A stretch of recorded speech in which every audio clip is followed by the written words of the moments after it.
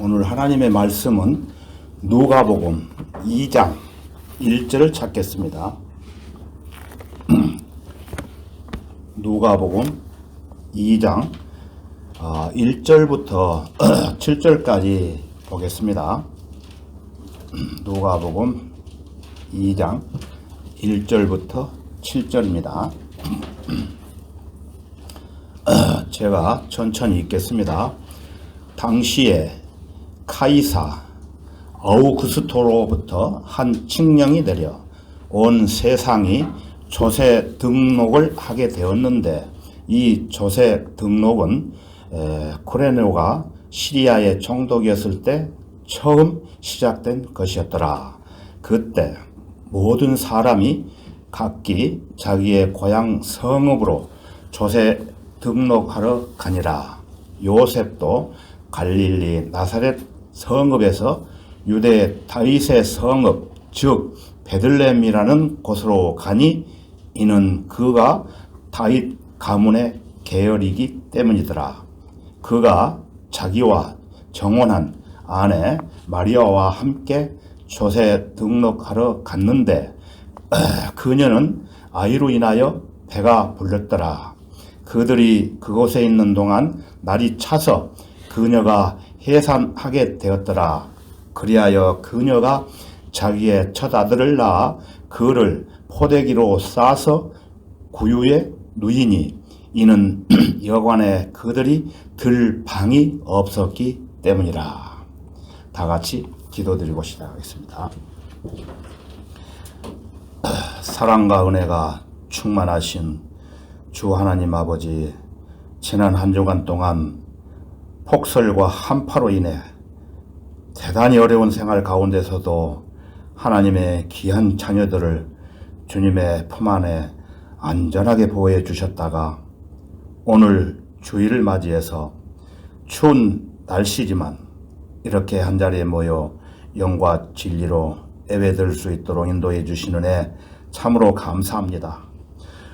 오늘도 변함없이 우리에게 필요한 진리의 말씀으로 풍성히 채워주시기를 원합니다.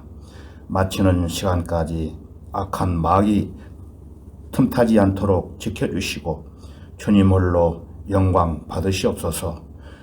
우리의 주님이시며 구주이신 주 예수 그리스도의 이름으로 기도드렸습니다. 아멘. 오늘 설교는 그리스도인은 크리스마스를 지키지 않는다. 그리스도인은 크리스마스를 지키지 않는다라는 제목으로 설교하겠습니다. 내일은 여러분 무슨 날인지 아시죠? 내일. 크리스마스. 온 세상 사람들이 말하기를 12월 25일은 예수님의 탄생하신 날로 정하고 크리스마스 행사에 아주 분주합니다. 그래서 수많은 종교인들은 오늘 저녁이 뭐라고 그러죠? 이브. 그렇죠. 크리스마스 이브. 그래서 잠을 자지 않고 기다렸다가 새벽이 딱 12시가 넘고 새벽이 되면은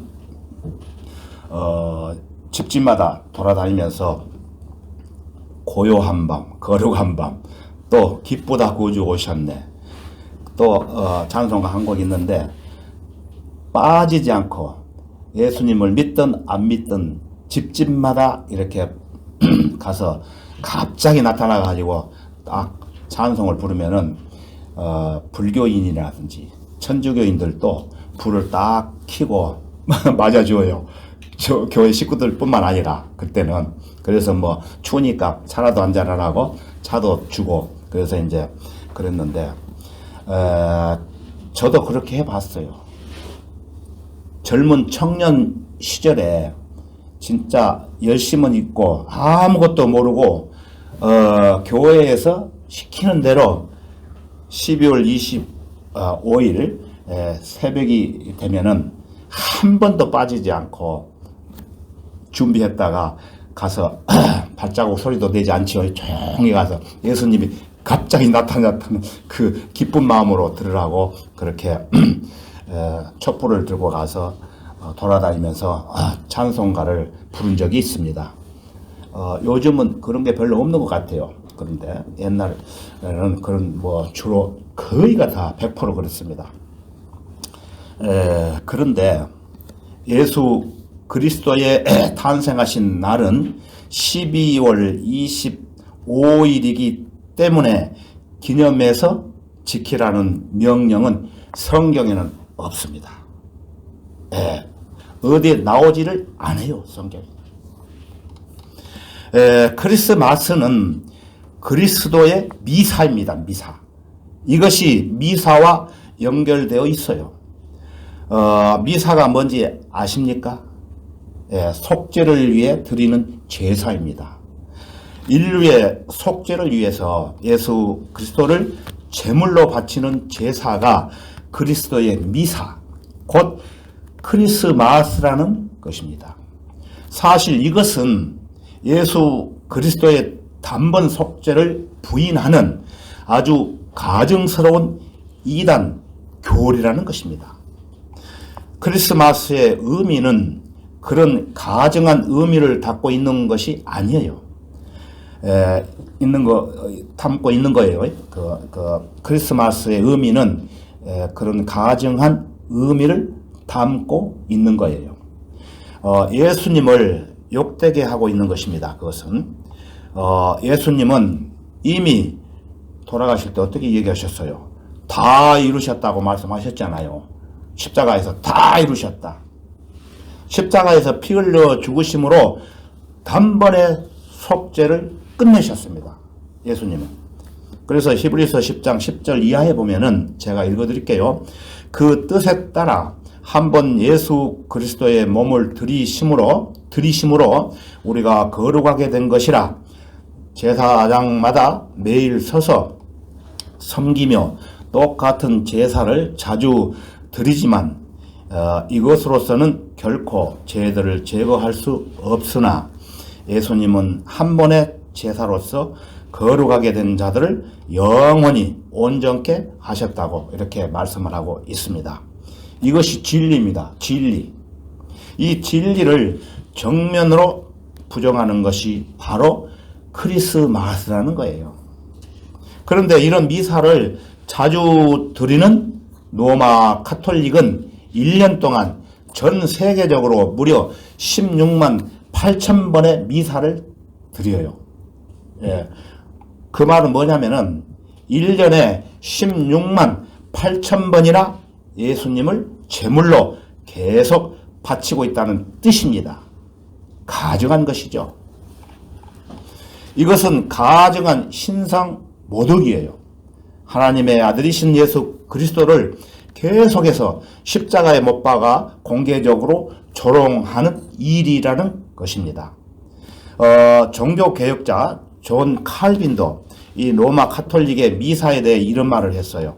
미사는 주의 만찬을 더럽힐 뿐 아니라 주의 만찬을 말살하는 모독적인 행위로서 그런 행위는 바로 미신이요 우상숭배다라고 언급하고 있습니다.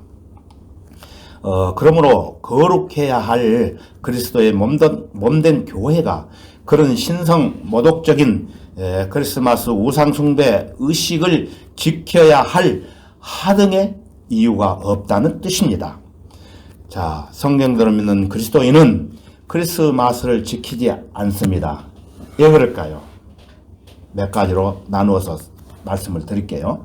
첫 번째, 크리스마스는 예수님이 탄생하신 날이 아니에요. 예수님께서는 추운 겨울인 12월 25일에 태어나지 않으셨습니다. 자, 누가복음 2장 8절에서 12절을 잠깐 보겠습니다.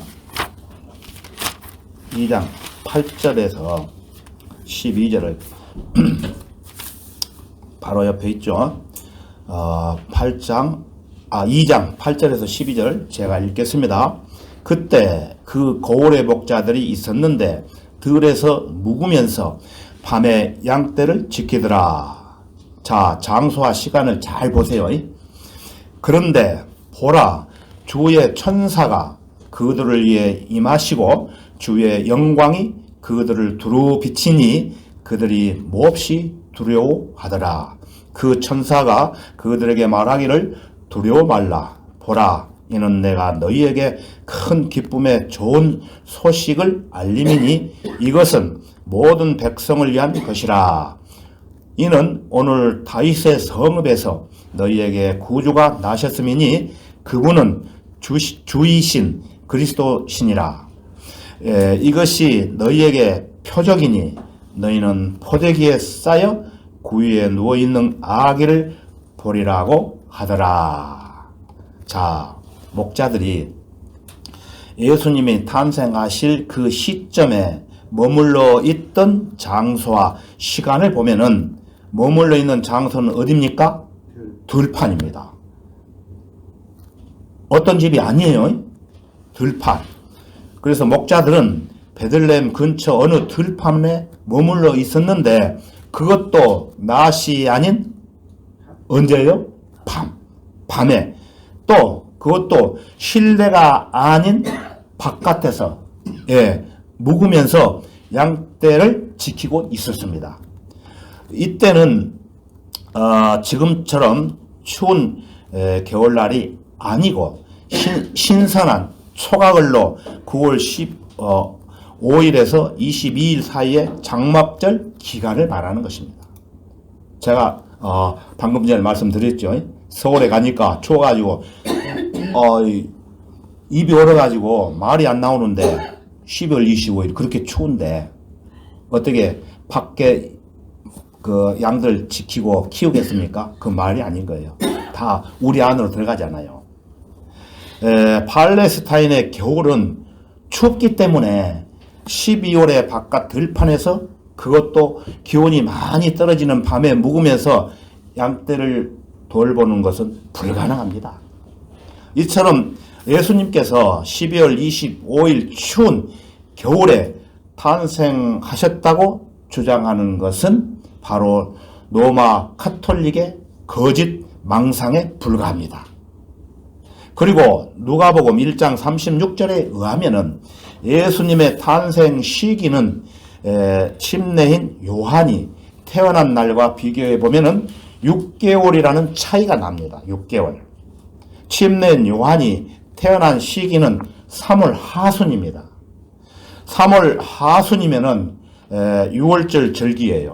성경적으로. 그래서 6월절이 있는 절기인데 그때로부터 6개월이 지나면 9월 하순이죠.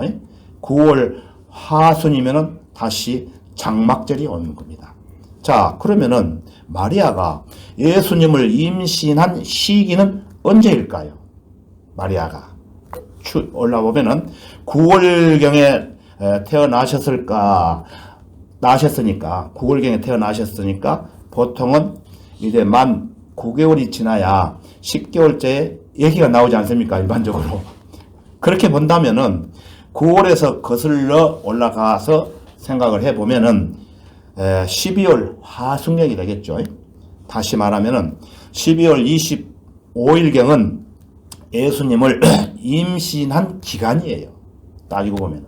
그리고 그로부터 9개월을 딱 채우고 10개월째 되었을 때 바로 장막절 9월경에 주님이 태어나신 것입니다. 이 근거에 대해서 쭉 말씀을 드릴게요. 우선 그렇게 아시고 들으시면 돼요. 그래서 무엇보다도 예표적으로 볼 때 이 땅에 예수님께서 오시는 시기는 초림이든 재림이든 잘 어울리는 이스라엘의 절기는 장막절이라는 거예요. 초림, 재림이 장막절에 이루어지는 것입니다. 그런가 하면은 요한복음 1장 14절에 가서 보면 또 알 수가 있는데 제가 읽어드릴게요. 그 말씀이 육신이 되어 우리 가운데 거하심으로 우리가 그의 영광을 보니 아버지의 독생자의 영광으로 은혜와 진리가 충만하더라라고 말씀하고 있습니다. 여러분 잘 아시는 말씀이에요. 그 말씀이 육신이 되어 우리 가운데 거하심으로 여기 거하신다는 말을 여러분 주목하십시오. 거하신다. 거하시다. 거하다라는 말은 해당되는 말은 헬라에 가서 보면은 장막을 치다라는 뜻으로 에스케노센이라고 합니다. 헬라어로 에스케노센. 또한 이제 곧 이 땅에 다시 오실 예수님께서는 의의 태양으로 묘사되는데, 다윗은 창조주 하나님께서 바로 그 태양을 위하여 저 우주에 장막을 세우셨다라고 시편 19편 4절에 기록하고 있습니다. 장막절에 탄생하신 예수 그리스도께서는 약 30세가 되어서 사역을 시작하셨어요. 이때 역시 언제냐면은 장막절 즈음이었습니다. 왜냐하면은 예수님의 공생의 사역 기간이 모두 3년 6개월이시기 때문인데, 곧 장막절에서 시작하여 그 다음 해 6월절까지 6개월의 시간이 흘러가고, 또 그로부터 세 번의 6월절, 즉 3년의 시간이 지나가는 가운데 그중 마지막 6월절에 예수께서 십자가에 못 박혀 죽으심으로써 세상 죄를 제거하는 하나님의 어린 양이자 6월절 양이 되셨던 것입니다.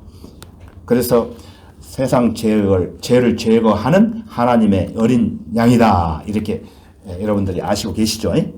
자, 그런데 이 장막절은 예수님의 초림 때만 연관된 게 아니에요. 재림 때도 장막절과 연결되어 있어요. 예수님은 두 번 오시는데 초림 때와 재림 때 모두 다 장막절과 연관되어 있다는 거예요. 예수님이 이 땅에 오시는 것은 장막절과 연관되어 있다는 것을 다시 한번 말씀드립니다. 그러면 우리 다 같이 시편 19편 4절과 5절을 찾아보겠습니다. 시편 19편 4절과 5절입니다.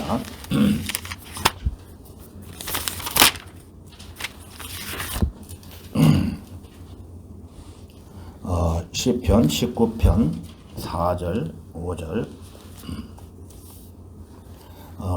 찾으셨으면 제가 읽어드릴게요. 그들의 선율은 온 땅을 질러 뻗어나갔고 그들의 말들은 세상의 끝까지 다다랐으니 그가 그들 가운데 태양을 위하여 장막을 세우셨도다. 태양은 신랑 방에서 나오는 신랑 같고 경주하는 강한 남자처럼 기뻐하도다. 자, 여기 보시면 태양이라는 단어가 나오죠.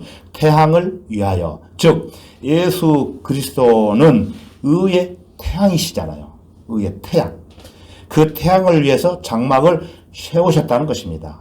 이 우주에다가, 그리고 태양은 신랑 방에서 나오는 신랑 같고 예수님의 재림입니다. 예. 태양은 신랑 방에서 나오는 신랑 같고 단어가 나오죠. 예, 이것은 예수님의 재림의 뜻입니다. 그래서 예수님의 재림은 어린 양의 혼인식 이후에 있잖아요. 자, 그래서 예수님의 재림과 또 태양과 장막, 이러한 부분들이 서로 연결되어 있음을 우리는 이 구절에서 알 수가 있습니다. 그리고 마태복음 17장에 가서 보면은 예수님께서 변영산에 올라가셔서 베드로와 또 누구죠? 야고보와 또 누구죠?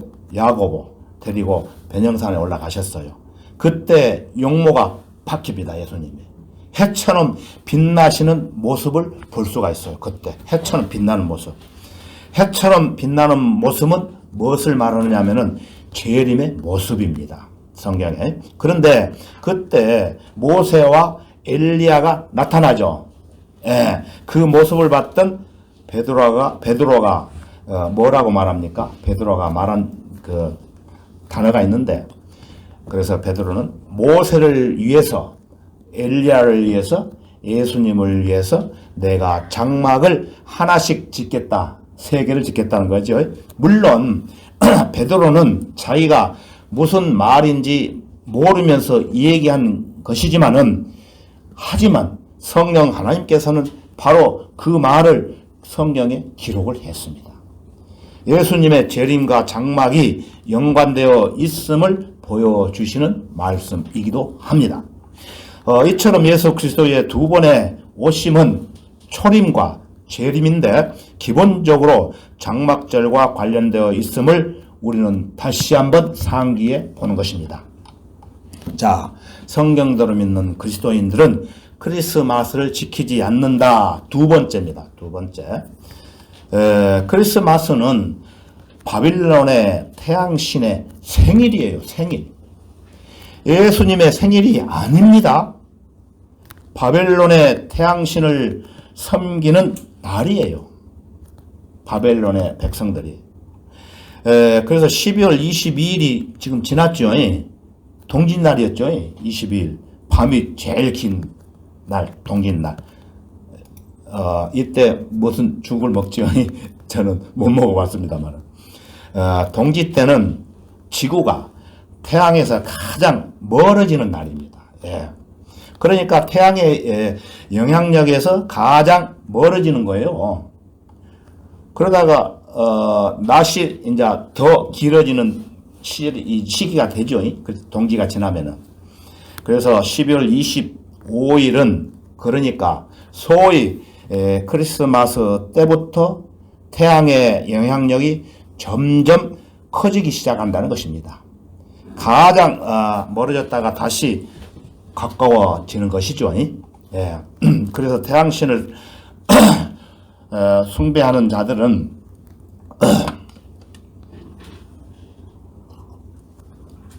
태양의 영향력이 다시 커지는 이날 바로 12월 25일 이날을 생명이 다시 돌아오는 날로 그들은 생각하기 때문에 그 날짜에 상당한 의미를 부여하기 시작한 거예요. 자, 이런 이교도적인 믿음을 근거로 해서 12월 25일은 태양신인 바알의 생일이었던 거예요. 바알. 그래서 사람들은 태양을 여러 가지 다른 명칭으로 또 부르기도 합니다. 태양을 숭배하는 우상 숭배자들은 바알의 생일날 먹고 마시고 술 취하면서 그날을 축제로 즐기기도 합니다. 그러면서 어린 아기들을 바알에게 바치는 제물로 삼아요. 살아있는 애들을 제물로 바쳐버려요, 그대로. 이 사람들은.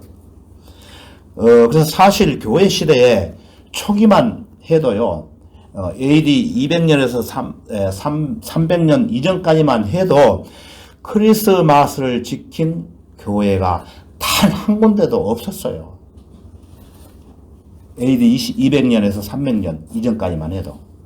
그런데 카톨릭이 이교도들을 해유하고 또 교회에 출석하는 교인들의 수를 늘릴 목적으로 바벨론 태양신의 생일을 예수 그리스도의 탄생하신 날로 둔갑을 시켰던 것입니다.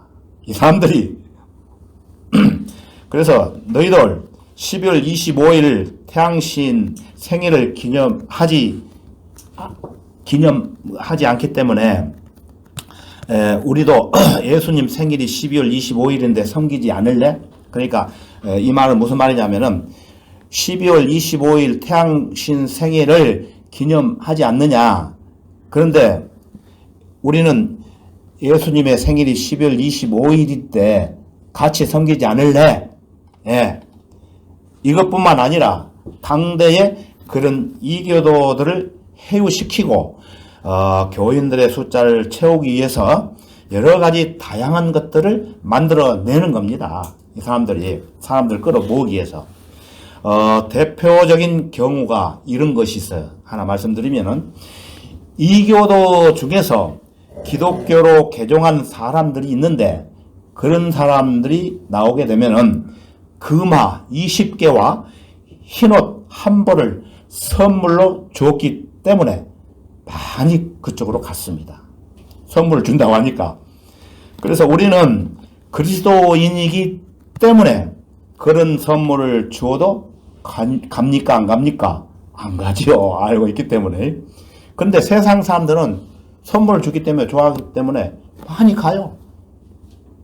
돈도 주는데 안 가겠어요. 그러니까 크리스마스 날은 서로 선물을 주고받고 많이 하잖아요. 이런 결과예요. 이것이 과거의 모습만이 아니라 최근에도 할아버지 할머니들에게 돈을 주면서 교회에 나오게 해요. 교회에 나오면은 교통비도 주고 밥 먹으라고 돈도 주고 그래서 교회를 가요. 실제로 크리스마스가 바로 그런 맥락에서 등장을 하게 된 거예요. 아무 뜻 의미도 모르고 그냥 사람들을 교회로 모으기 위한 작전에 불과했던 거예요. 지금도 그런 교회가 많습니다. 이것뿐만 아니라 바빌론 이교도들이 사시사철 입이 푸른 나무인 상록수를 숭배하던 관습이 있었는데 이것이 크리스마스 트리로 둔갑해 버렸던 거예요. 크리스마스 트리 많이 보시죠? 성당 앞에 가면 그냥 대형 우궁찬란하게 또 서울에 가면 그냥 보니까 크리스마스 트리가 얼마나 크게 해놨는지 하여튼 뭐 세상 사람들은 좋아해가지고 갑니다. 사진도 찍고 가서 이교도들의 축제 일들이 이제는 교회 안으로 밀고 들어와서 공공연하게 지키고 있다는 것입니다. 그래서 성경에 님롯이 나와요. 님롯. 님롯이 나오는데 그 님롯은 자기 어머니가 누구냐면은 세미나미스라는 어머니가 있는데 음행을 해가지고 애를 낳는데 탐무스를 낳아요. 탐무스, 이름이 탐무스. 그래서 바벨론 우상 숭배자들은 죽은 님롯이 부활한 존재가 탐무스라고 여겼고 상록수를 이런 사실을 상징하는 나무로 간주를 해서 숭배했던 것이며 거기에서 크리스마스 트리가 나오게 된 동기가 됐던 거예요. 그게 바로. 이것도 모르고 막 교회에서는 크리스마스 트리 하고 막 그러지 않습니까? 이건 역사예요. 이렇게 된 거예요. 사실이에요. 또 크리스마스 때가 되면은 아까도 말씀드렸듯이 선물을 주고받고 하죠. 여러분들 요새도 선물 주고받고 합니까? 안 하죠? 하면 안 되죠. 인간적으로 그냥 주는 것은 좋지만은 안 됩니다. 이러한 관습 역시나 이교도들의 관습에서 나온 것이에요. 자, 이 외에도 로마 카톨릭은 이교도 바빌론 종교의 온갖 잡동사니 쓰레기들을 교회 안으로 가지고 들어오게 되었던 것입니다. 그러면서 교회들을 파멸시킨 거예요. 복음이 없어요. 그 일들은 마리아 숭배라든지 또 죽은 성인들의 유품을 숭배한다든지 또 어떤 형상을 숭배한다든지 또 구원받기 위해 행하는 신부들과 수녀들의 독신주의자들이라든지 성체, 성사를 비롯한 7가지 성사라든지 또한 유아세례 또는 세례를 통한 중생이라든지 묵주기도라든지 부활절, 토끼와 달걀이라든지 요 앞집에 보면은 부활절 일을 했는데 달걀을 가지고 와서 우리 먹으라 했어요. 그게 뭐냐 그러니까 부활절이잖아요. 그러면서 달걀을 주더라고. 요 앞에. 예. 그래서 달걀, 부활절 토끼와 달걀이라든지 촛불과 향과 죽은 자들을 위한 기도라든지 온갖 잡동사니 쓰레기들을 가지고 교회에 들어온 것입니다. 오늘날 그래서 많은 교회들이 뜻도 모르고 성경이 로마 카톨릭의 단어로 된 구절들이 굉장히 많아요. 근데 세례도 그렇지 않습니까? 세례도 로마 카톨릭에 쓰는 단어인데 세례라고 쓴 걸 그대로 읽어야 되는데 또 전번에도 말씀드렸지만 그대로 안 읽고 침례로 읽어요. 그러니까 그걸 바꿔야 되는데 안 바꿔. 의미를 모르기 때문에. 그리고 하늘나라에 있는 모든 성인들을 기념한다는 만성절이란 축제들이 있어요. 예, 만성절. 이것이 바로 11월 1일이거든요. 11월 1일. 그런데 여러분, 매스컴을 통해서 아시지만은, 이태원의 참사의 화근이었던, 헬로윈이라는 데이가 있었잖아요. 예, 헬로윈 데이가 바로 만성절에서 유래한 것이에요. 예. 만성절 전날 10월 마지막 밤 10월 31일 날 소위 귀신이나 악령 또는 주술 등의 신비주의와 연관시켜서 그들은 이야기하는 거예요. 간교한 사탄이 온갖 더러운 영의 소굴이에요. 모든 더럽고 가증한 새의 소굴인 로마 카톨릭의 헬로윈을 이용하여 수많은 죄인들을 죽음과 지옥으로 보내는 것입니다. 또는 만령절이라고 있어요. 만령절이라고 해서 11월 2일도 축제일로 삼았는데, 이것은 세상을 떠난 모든 이들의 혼을 기리는 축제일로 소위 연옥에서 여전히 빠져나오지 못한 죽은 성도들을 위해 애도하도록 일깨워줄 목적으로 제정되었던 것입니다. 만령절이. 그래서 성경대로 믿는 그리스도인들은 그런 이교도 절기들과 무관하게 사는 것입니다. 성경 어디에도 신실한 사도들이나 그리스도인들이 크리스마스를 지키고 기념했다는 내용은 찾아볼 수가 없습니다. 우리의 주님이시며 구주이신 예수 그리스도께서는 그분의 몸인 교회에게 지키라고 명령하신 의식은 주의 만찬식과 침례식 두 가지 뿐입니다.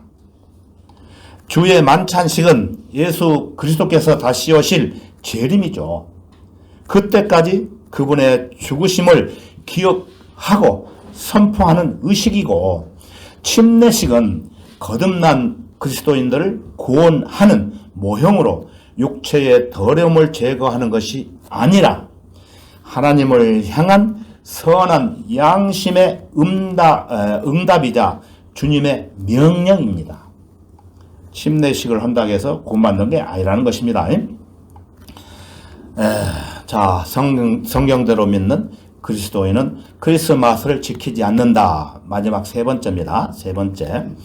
예수님이 탄생하신 초림은 하나님께서 기뻐하시는 날이 아니었습니다. 미안하지만, 이 세상 사람들은 기뻐하지만은 하나님께서 보실 때는 기뻐하신 날이 아니었어요. 왜냐하면은, 예수님께서는 초림 때 죽으시기에 태어나셨기 때문에 그래요. 이 지구상에 죽기 위해 태어난 사람 어디 있겠어요? 물론 모든 사람들은 죽음을 향해 가죠? 그거는 결과가 그렇다는 거예요. 목적 자체가 죽기 위해 태어난 건 아니잖아요. 다 살기 위해 태어나잖아요. 그런데 이 땅에 유일하게 죽기 위해 태어나신 분이 있어요. 누구시죠? 예수님. 인자도 섬김을 받으러 온 것이 아니요 섬기러 왔고 또 많은 사람을 위하여 자기 생명을 몸값으로 주려고 온 것이라, 이렇게 말씀하고 있습니다. 그래서 동서고금을 막론하고 이 땅에서 죽기 위해 태어나신 분은 예수 그리스도께서 유일하십니다. 그 사실을 보여주기라도 하듯이 오늘 설교 본문 누가복음 2장 7절에 보게 되면은 포대기가 나와요. 포대기. 여러분, 포대기에 상당히 의미가 있어요. 포대기. 이 포대기가 바로 예수님이 죽기 위해 태어난 분이구나, 이걸 보여주는 단어로도 생각할 수가 있습니다. 그리하여 그녀가 자기의 첫 아들을 낳아 그를 포대기에 싸서 구유의 누이니, 소먹는 구유죠. 누이니 이는 여관에 그들이 들 방이 없었기 때문이라. 방이 없어가지고 마곡간 구유에 누웠던 것입니다. 그래서 누가복음 2장 12절에도 보면은 이것이 너희에게 표적이니 너희는 포대기에 쌓여 구유에 누워있는 아기를 보리라고 하더라. 이렇게 기록이 되어 있어요. 이 포대기에 해당하는 그 영어 단어의 의미를 보면은요, 이런 의미가 있어요. 붕대 따위로, 붕대 있잖아요. 붕대 따위로 어떤 물건을 단단히 꽁꽁 싸매는 거예요. 다시 말하자면은 아기의 체온이 따뜻하게 유지가 되도록 포대기처럼 아기의 몸을 꽁꽁 둘러싸는 넓은 세마포 같다는 것입니다. 예수님이 십자가에 죽으실 때 아리마대 요셉과 니코데모가 예수님의 시신을 새 마포에 싸서 무덤에 안치했지 않습니까? 다시 말하면은 이 땅의 사람들은 예수님께서 태어났을 때라든지 죽으시고 장사되었을 때라든지 똑같은 형태의 그 새 마포를 가지고 똑같은 방법으로 구분을 둘러싼 것이에요. 그래서 포대기는 인자이신 예수님께서 생명을 내어 놓으시기 위해 죽으시기 위해 탄생하신 분임을 우리에게 알려주고 있는 것이에요. 하나의 표적이에요. 표적. 포대기. 자, 그렇다면은 우리는 구체적으로 예수님께서 왜 누구를 위해 죽으셨는지 알아야 되겠죠. 바로 우리 때문이에요. 우리. 하나님의 아들이신 예수 그리스도를 죽인 살인자는 바로 나 자신이라는 걸 알아야 돼요. 원수들이 예수님을 십자가에 못 박혔지만은 큰 뜻으로 보면은 나 자신을 위해 죽으신 예수님이라는 거예요. 가증스럽고 더러운 죄인인 나 자신이라는 것을 우리가 생각을 해야 된다는 것입니다. 내가 하나님의 아들 그리스도를 십자가에 못 박은 장본인이 나라는 것이에요.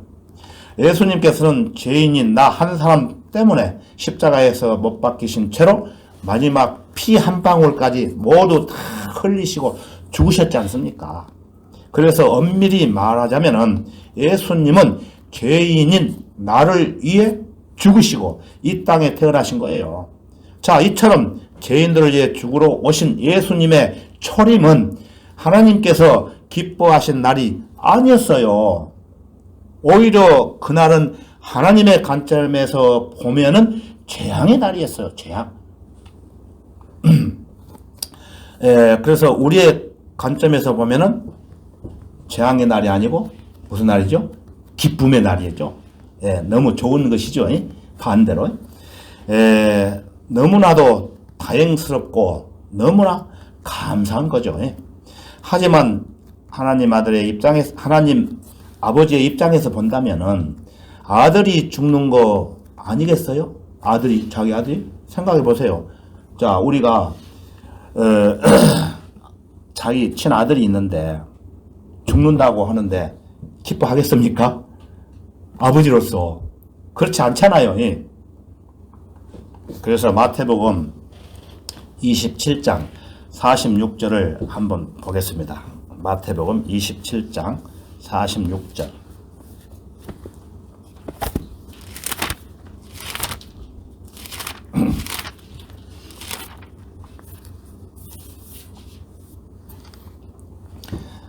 마태복음 27장 46절입니다.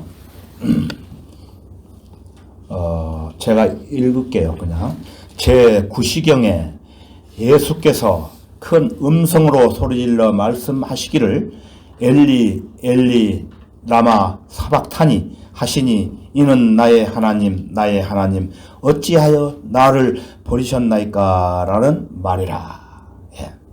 자기 아들이 버림받는 모습을 보면서 환호하고 기뻐할 아버지가 이 세상에 어디 있겠습니까?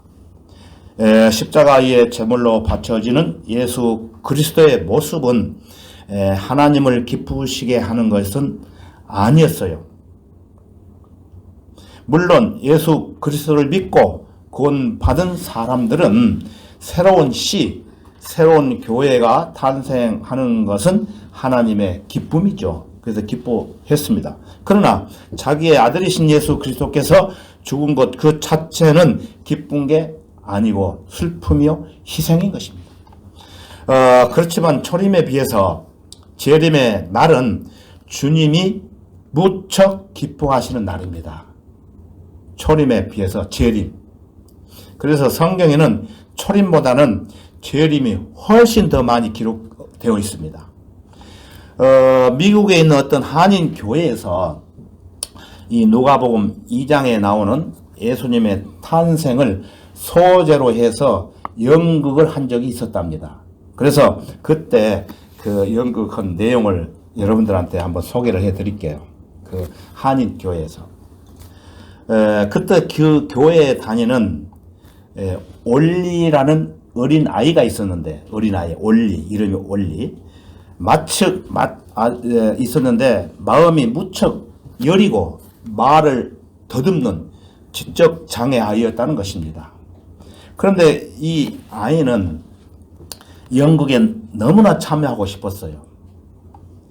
그 간절한 마음을 알았던 주일학교 선생님은 그 아이에게 대사도 가장 적고 가장 쉽게 할 수 있는 역할을 맡겨줄 수밖에 없었던 거예요. 하도 간절히 연극에 참여하고 싶었기 때문에. 그래서 그 어떤 역할이냐면은 여관 주인 역할입니다. 여관 주인. 요셉과 마리아가 빈 방을 구하기 위해 여관을 찾아가지고 문을 두드렸을 때 한마디만 하면 되는 방 없어요. 그 대사를 외워가지고 너 하고 싶은 거 해라. 먼저 방 빌려달라고 했을 때 방 없어요. 이것만 해라. 그래서 맡겼어. 이 올리라는 이 아이는 그래서 그 선생님의 배려로 연극에 참여하면서 아주 기쁜 마음으로 열심히 하게 되었던 거예요. 연습도 외우고 막 방 없어요라는 말을 외우고. 그런데 드디어 연극이 이제 시작이 되었습니다. 문이 열리고 연극이 딱 시작돼 가지고 요셉이 여관 문을 땅땅땅 두드리자 올리는 문을 빵긋이 열면서 나와 가지고 방 없어요 라고 대답을 시킨 대로 했어요. 잘했죠. 그래서 숨을 죽이면서 지켜보고 있는 선생님의 어떻게 했겠어? 안도에 숨을 쉬었던 것입니다. 뭐라 쉬었던 거예요. 참 다행이다. 정말로 너 잘했다 라고 마음속으로 생각하고 있었는데 어떤 일이 생겼냐면은 그때 그 요셉이 그냥 물러갔으면 됐는데 요셉이 다시 말을 어떻게 했냐면은 아기가 지금 나와야 돼요. 제발 방 없으면 이거 큰일 나요. 방 하나만 꼭 빌려주세요. 그러니까 이 어린애가 어떻게 생각했냐면은 그러자 그 어린애 올리란 얘는 똑같은 대사로 방 없어요 라고 하면 끝나는데 그 말을 하지 않고 갑자기 그 요셉을 부끄러움이 쳐다보면서 눈물을 주룩주룩 흘렸답니다. 어린애가. 그리고 이렇게 말을 합니다. 사실 방이 있어요 라고. 그러니까 제 방에 들어오세요. 그 순간 그 연극을 주관하는 선생님은 어떻게 됐겠어요? 어떠할 바를 모르고 아이고 이제 큰일 났구나 하면서 또 한 번 긴장을 하게 됩니다. 그렇다고 해서 어떻게 제지할 수도 없고 나가서 대사를 다시 할 수도 없고. 그때 그 올리라는 애는 제가 쓰는 방을 내어드릴게요. 내어드릴게요.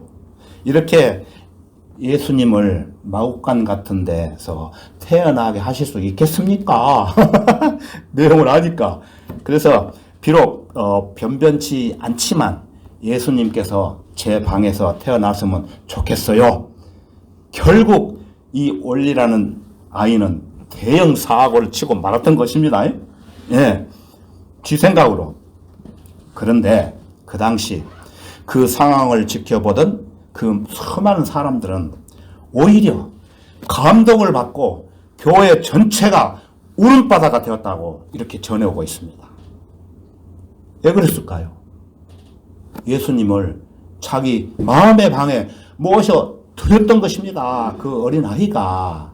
어른들은 그것도 생각 못하고 그렇게 연극을 했는데 이 어린아이는, 예, 저도요, 이 사실에 대해서 정말 감동을 받고 저도 모르는 사이에 실제로 눈물을 흘렸어요. 이 대사를 읽으면서 설교 준비를 하면서. 그래서 이 내용을 들으면서 참 많은 생각을 했고 큰 은혜를 받았습니다. 예, 그래서 이걸 계속 성경적으로 말씀을 드리고 싶지만 시간 관계상 이 정도만 말씀을 드리고, 전 세계적으로 1초에 약 6명의 신생아가 태어난다고 합니다. 예수께서는 한 가지 목적인 죄인들을 위해 죽으시려고 태어나신 유일한 분이시라고 말씀을 제가 드렸죠. 하지만 세상 죄인들은 크리스마스를 기념하면서도 왕이신 예수님이 오신 목적에 대해서는 전혀 관심이 없어요. 그저 사람 끌어들이는 거에만 목적이 있다는 거예요. 하나님께서는 죄인들이 예수 그리스도를 구주로 믿고 구원받기를 원하시지만 이 복음을 거절하는 죄인들은 자기들의 죄를 제거하신 예수님을 마음속에 모셔드릴 의향이 없다는 것입니다. 그래서 방을 마련하지 않는다는 거예요. 자기의 방을 내줘야 되는데. 자, 그러나 연극에 참여했던 어린 올리는 자기가 쓰던 방을 아낌없이 내주는 것처럼, 어린 어이가 내주는 것처럼 모든 사람들이 예수님을 받아들여야 된다는 것입니다. 만왕의 왕, 만주의 주이신 예수 그리스도를 개인의 구주로 믿고 구원받은 성도는 왕이신 주님의 오심을 기다려야 합니다. 이제 크리스마스를 지켜볼 것이 아니라 그분을 구주로 믿고 구원받으라고 우리는 외쳐야 되는 것입니다. 그것이 바로 크리스마스의 진정한 의미라는 것입니다. 성도 여러분, 성경은 초림 때 갈보리 십자가 사건보다 재림 때 이 땅에서 이루어질 왕국의 통치를 설명하는 구절들이 10배 이상 더 많이 기록이 되어 있습니다. 예수 그리스도께서 곧 다시 오실 그 재림의 날을 간절히 기다리는 여러분이 되시기를 바랍니다. 그날에 주님께서는 6월절 어린 양이 아닌, 그때는 6월절 어린 양이 아닌 유다 지파로 사자로서 이 땅에 오시는 것입니다. 그래서 그때 그분을 위한 대관식이 거행될 것입니다. 우리도 거기에 참여합니다. 성경에 마지막 약속과 마지막 기도가 있는데 우리가 마지막으로 한번 찾아보고 같이 읽어보겠습니다. 요한계시록 22장 20절로 가보겠습니다. 요한계시록 22장 20절부터 21절까지 한 목소리로 읽겠는데요. 성경 제일 마지막입니다. 요한계시록 마지막 장 22장 20절로 21절까지 성경의 제일 마지막